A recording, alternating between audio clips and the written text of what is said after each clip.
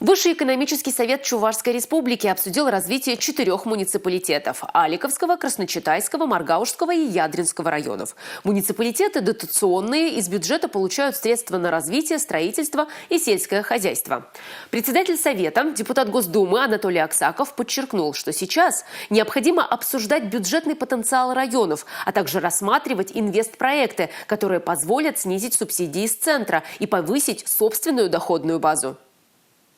Все районы в основном сельскохозяйственные. На их доходы повлияла жаркая погода этого лета. Снизилась урожайность. Лишь в Маргаушском на доходную часть бюджета повлияла деятельность предприятия «Сеспель».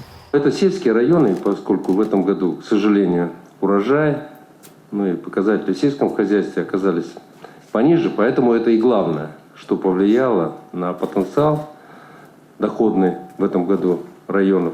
Но тем не менее, это сигнал нам на то, чтобы прибавлять. Чтобы прибавлять, необходимо проанализировать слабые места и знать, куда вкладывать. По данным Министерства экономического развития, в районах снижается оборот розничной торговли, но растет объем ввода жилых домов. Отмечаем, что численность населения убывает. Естественно, убыль населения, в том числе отрицательная трудовая миграция. И отдельно показали с правой стороны долю занятых в экономике. Мы видим с вами цифры 13-14%. Это доля занятых в экономике этих районов. Можно сделать вывод о том, что либо высокая миграция, либо серая занятость. Соответственно, это, наверное, наши вызовы, с чем мы должны также поработать и обратить на это отдельное внимание. В 2021 году не все инвестпроекты в районах реализованы. Так, в Красночитайском из 6 действует половина, а в Ядринском районе из 14 проектов завершены только 2, 11 в процессе. Учитывая, что через 20 дней наступит новый 2022 год, многие проекты могут быть сорваны.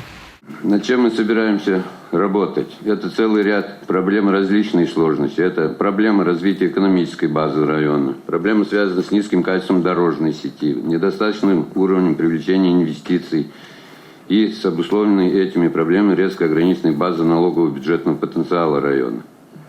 Проблема низкого уровня и недостаточного качества жизни. Министр финансов Чувашии Михаил Ноздряков среди положительных тенденций года отметил рост налоговых доходов. Растут поступления, значит, развивается малый бизнес. А вот использование бюджетных средств недостаточно. Как отметили на заседании Совета, денег много, и некоторые муниципалитеты не могут их переварить. Федеральная политика строится таким образом, что идут целевые межбюджетные трансферты, и политика Минфина так выстраивается Россия, которые позволяют целевым образом решать конкретные задачи в рамках национальных целей развития и так далее. Поэтому деньги идут целевые, просто надо их брать и осваивать. По итогам заседания Совета муниципалитетам рекомендовали более тщательно прорабатывать инвестиционные проекты, чтобы не срывать сроки их реализации. Татьяна Молокова, Бахтияр Велиев, Республика.